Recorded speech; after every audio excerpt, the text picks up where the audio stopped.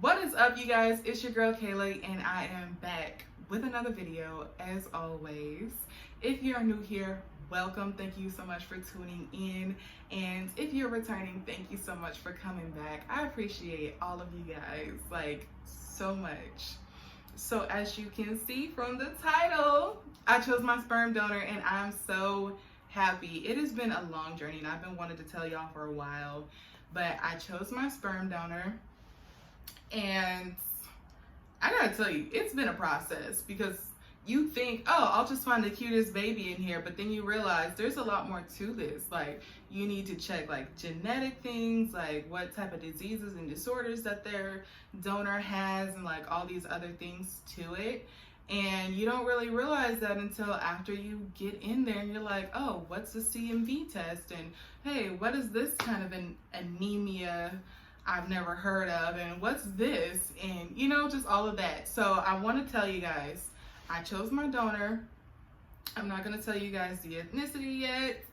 I feel like everybody's just going to be like, he's either white or black, because it seems like that's all there is out there. But no, there isn't. There's a third one. But yeah, so I got my donor. I'm so excited. It took a journey, but here's some things that I wish people would have told me before getting into this, you know, and I'm glad my former reproductive endocrinologist gave me this donor packet. There's so much that we need to look into. Most of these sperm banks out here are not cleared.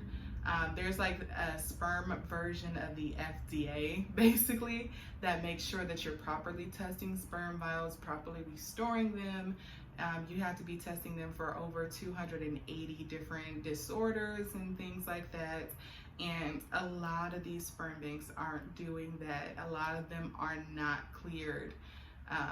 So they're still able to sell sperm, but you may not know that the donor that you have has like sickle cell anemia, or the donor that you have has this genetic disorder that can cause you to miscarry or your child to die shortly after birth. Like, you don't know these things. So it's really important to find sperm banks that, if they're not cleared on the list, at least make sure that they check, and they'll give you the list. They're checking for a minimum of 280 different diseases. That is the bare minimum. What I did is I found a couple sperm banks. Everybody knows about California Cryobank, Seattle Cryobank, you know, you name it. Those ones are the big ones. The big ones tend to be cleared. Those two are, so you're gonna get that price difference. But you're gonna get your money's worth. I wanted to say that first. With California Cryobank, I did not go with them because they're $890 per vial originally. Recently, they went up to $990 per vial. And when you can get the same exact service elsewhere for $600 per vial, it bothers me. It feels like at this point, they're taking advantage of those of us that want to start families, because they know that we're, you know, buckling down for the long haul, for the expensive haul, and we're gonna pay. And I just don't think that's right. I don't think it's right to take advantage of people. You're paying all this money for the sperm, not to mention you're paying so much money for these donor packets and subscriptions from them, and they really do just charge you an arm and a leg. Instead of nickel and diming you, they charge you an arm and a leg for every little thing. And I do not like that. I do not appreciate that. I just feel like that's unethical, you know, to take advantage of people in their situation. So I did look at other sperm banks. They were also expensive in the 700 range. I think the cheapest I found was like the 400 range and 300 range.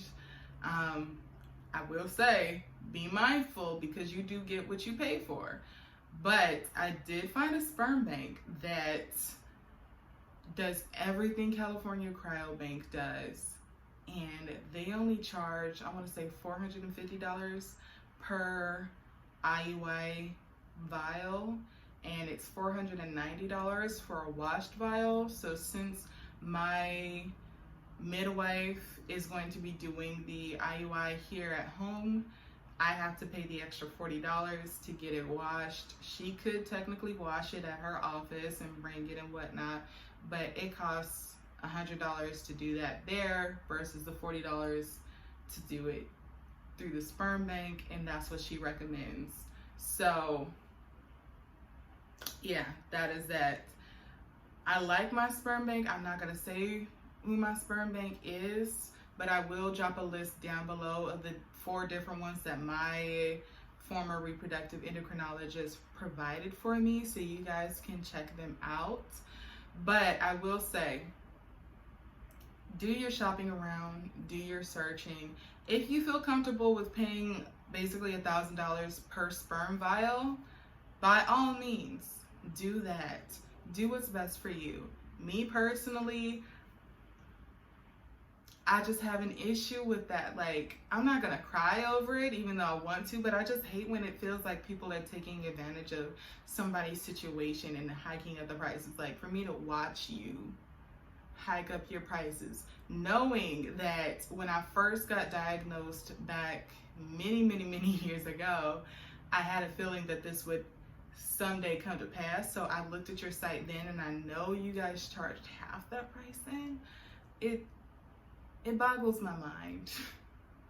It boggles my mind. I don't mean to, you know, get on here and rant, but it's just, I can't agree. So anyways, with that being said, you guys, be mindful of where you're shopping, what you're looking for. If you are ever confused about what a certain disorder is that the donor has, typically they will have, in layman's terms, an explanation as to what that is. If not, go the extra mile and take the extra minute it takes to just Google what that is. It means a lot, because I know when I first started, I was just looking at, you know, just scrolling through. I'm like, man, this person has a heck of a lot of diseases. And I had to Google it and find out what all these are. Oh, okay, this isn't life-threatening. Oh, okay, this isn't life-threatening. Oh, okay, this means that he has anemia, and you're gonna have to just make sure the iron intake is there, or else your child's gonna be sleepy and cold all the time. Cool. Don't ever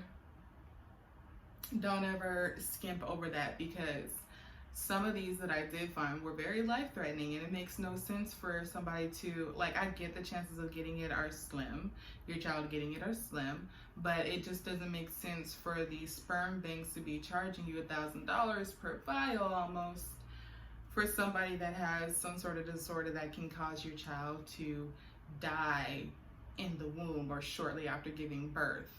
If you have anything like that, I get you may not know that when you're originally going in to donate sperm, but once you get those results back, I really feel like, you know, places should not be selling that sperm, because nobody wants to go through that. Nobody deserves to go through that. So beware, be mindful, and yeah, also make sure you get your prenatal testing done so you know what you have in your system, what you know what to avoid.